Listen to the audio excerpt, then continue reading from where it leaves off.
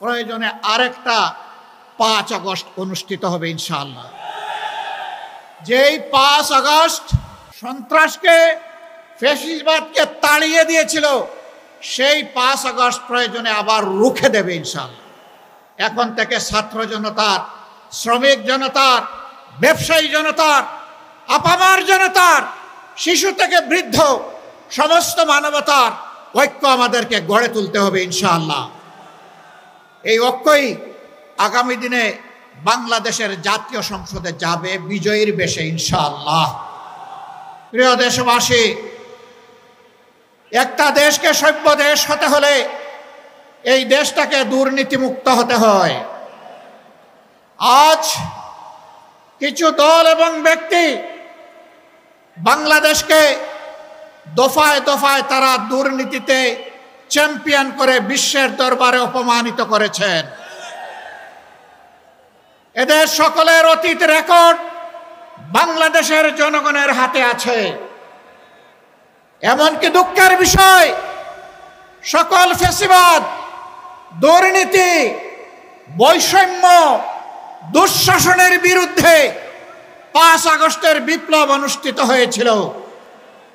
সেই বিপ্লবের পরের দিন থেকে একটা গোষ্ঠী নিজেদের কপাল কিসমত গড়ার জন্য বাংলাদেশের জনগণের উপর ঝাঁপিয়ে পড়েছে। আজ চাঁদাবাজদের দৌরাত্ম্যে সমাজ জীবন অতিষ্ঠ ততষ্ঠ, ত্রাহি ত্রাহি অবস্থা। বিনিয়োগকারী, শিল্পপতি, ব্যবসায়ী, ক্ষুদ্র ব্যবসায়ী কেউ শান্তিতে নাই। আগামীতে তোমাদের ভোট নিয়ে কেউ ছিনিমিনি খেলুক, কেউ চুরি করুক, কেউ তোমাদের ভোট হাইজ্যাক করুক, তোমরা কি তা বরদাস্ত করবে? আমরা তোমাদেরকে কথা দিচ্ছি, তোমাদের ভোটের পাহারাদারি করার জন্য আমরাও যুবক হয়ে সেদিন তোমাদের সাথে একইভাবে লড়বো ইনশাআল্লাহ।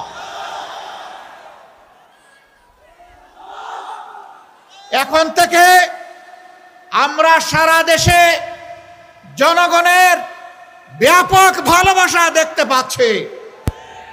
এই ভালোবাসায় ঈর্ষান্বিত হয়ে মনের জ্বালায় অনেকে আমাদের ব্যানার, ফেস্টুন, প্লেকার্ড, আমাদের পোস্টারগুলো ছিঁড়ে খান খান করে ফেলছেন।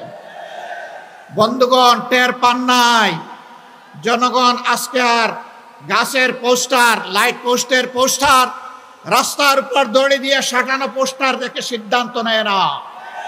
আজকে তারা সিদ্ধান্ত নিয়ে ফেলেছে, যাদেরকে তারা ভালোবেসেছে তাদের বুকের ভিতরে তারা পোস্টার স্থায়ীভাবে স্থাপন করে দিয়েছে।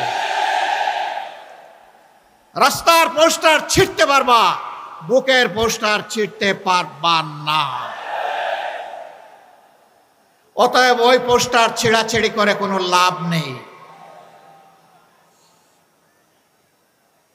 দিশাহারা হয়ে, হতাশ হয়ে, ক্ষুব্ধ হয়ে চূড়াগলিতে কেউ যদি হাঁটার চিন্তা করেন, তাহলে প্রয়োজনে আরেকটা 5 আগস্ট অনুষ্ঠিত হবে ইনশাআল্লাহ।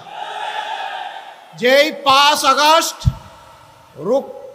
সন্ত্রাসকে, ফ্যাসিবাদকে তাড়িয়ে দিয়েছিল, সেই 5 আগস্ট প্রয়োজনে আবার রুখে দেবে ইনশাআল্লাহ। সম্মানিত ভাইয়েরা, এখন থেকে ছাত্র জনতার, শ্রমিক জনতার, ব্যবসায়ী জনতার, আপামার জনতার, শিশু থেকে বৃদ্ধ সমস্ত মানবতার ঐক্য আমাদেরকে গড়ে তুলতে হবে ইনশাআল্লাহ।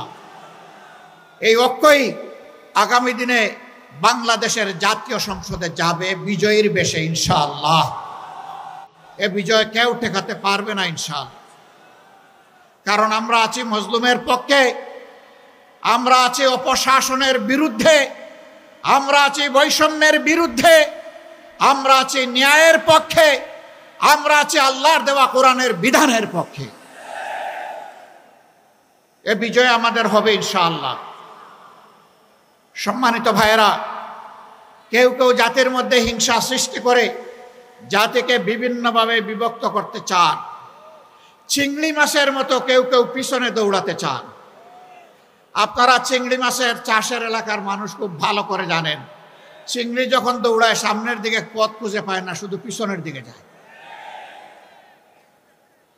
কেউ কেউ ৭২-এর সংবিধান নিয়ে কামড় দিয়ে পড়ে থাকতে চান। আমাদের বন্ধুদের মাঝে দীর্ঘদিন একসাথে আন্দোলন সংগ্রাম ফ্যাসিবাদের বিরুদ্ধে লড়াই করেছি, তাদের কাউকে কাউকে আজকে আমরা সে কথা বলতে শুনি। মনে রাখবেন, বাংলাদেশে প্রথম দুঃশাসনের পর জিয়াউর রহমান সাহেব ক্ষমতায় এসে ওই সংবিধানকে তিনি আমূল পরিবর্তন করে দিয়েছিলেন। এখন যদি কেউ ৭২-এর সংবিধানের কথা বলেন, কার্যত তিনি শহীদ প্রেসিডেন্ট জিয়াউর রহমান সাহেবের বিরুদ্ধে অবস্থান নেবেন।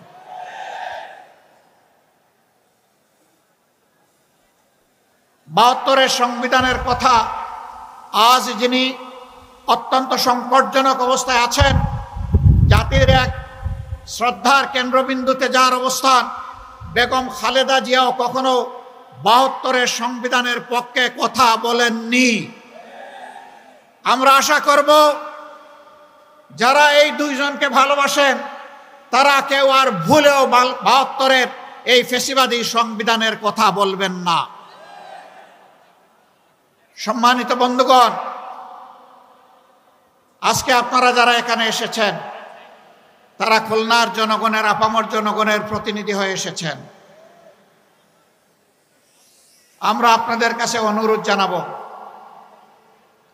ব্যক্তিগতভাবে এই নেতৃবৃন্দ খুলনার প্রত্যেকটি ঘরে, অন্তত প্রত্যেকটি এলাকায় গিয়ে যদি জনগণকে সালাম দিতে পারতেন খুব ভালো হতো।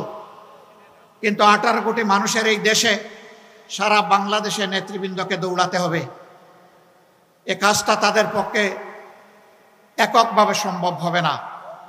তবে আপনারা যদি সবাই সিদ্ধান্ত নেন, আপনারা এই নেতৃবৃন্দের আওয়াজের প্রতিধ্বনি প্রত্যেকটা ঘরে ঘরে পৌঁছে দেবেন, তাহলে অবশ্যই এটা আপনাদের পক্ষে সম্ভব হবে।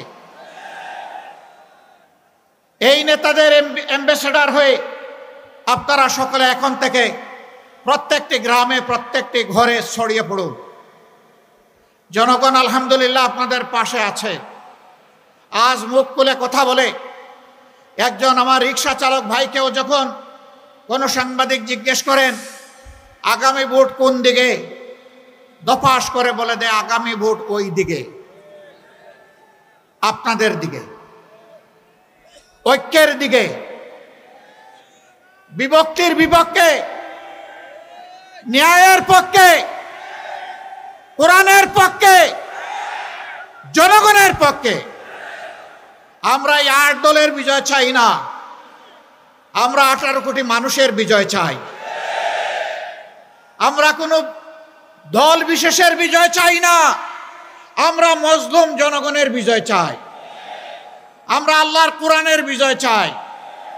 সেই বিজয়ের মিছিলে আপনারা সবাই জান প্রাণ দিয়ে লড়াই করে যেতে রাজি আছেন?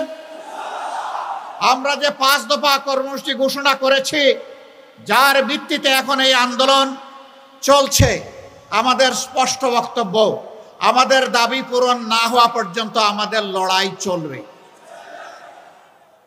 আর আমরা জনগণের জন্য যা করতে চাই, দুর্নীতিমুক্ত সমাজ, ন্যায় বিচার সকলের জন্য, এবং তার পাশাপাশি অর্থনৈতিক ব্যবস্থাকে ঢেলে সাজানোর যে অঙ্গীকার আমরা ব্যক্ত করেছি, তাবেদার নয়, স্বাধীন রাষ্ট্রের যে পররাষ্ট্রনীতি আমরা ঘোষণা করেছি, তা প্রতিষ্ঠিত না হওয়া পর্যন্ত আমাদের লড়াই অব্যাহত থাকবে।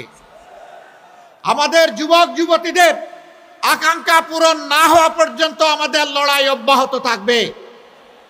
আমরা যুবক যুবতীদেরকে কথা দিচ্ছি, বাংলাদেশ তোমাদের হাতে তুলে দেওয়ার জন্যই আমরা এই আয়োজন করেছি।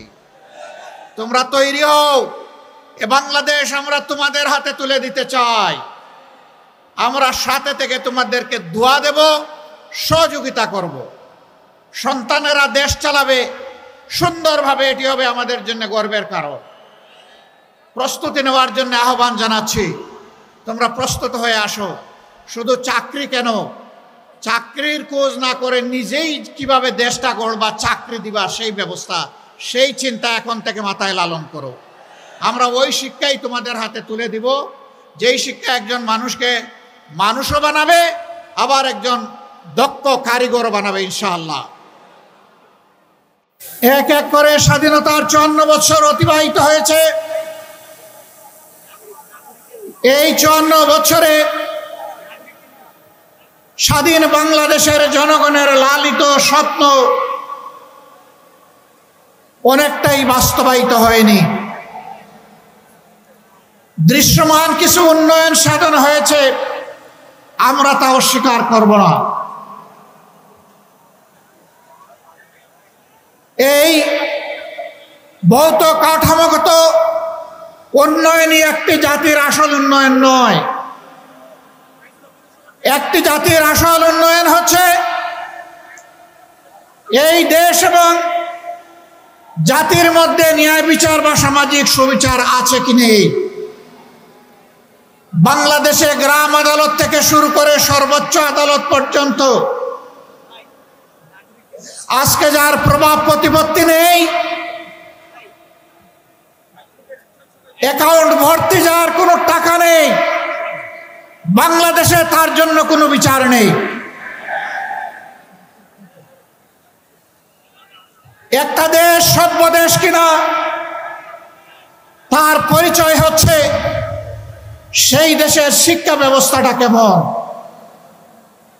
আমরা দেখতে পাই আমাদের দেশের শিক্ষা ব্যবস্থা মূলত দুই ধারায় বিভক্ত। দ্বীনি শিক্ষাকে কেন্দ্র করে সেই শিক্ষার চর্চার জন্য মাদ্রাসা, ছোট মাঝারি বৃহৎ আকারের হাজার হাজার মাদ্রাসা বাংলাদেশে বিদ্যমান।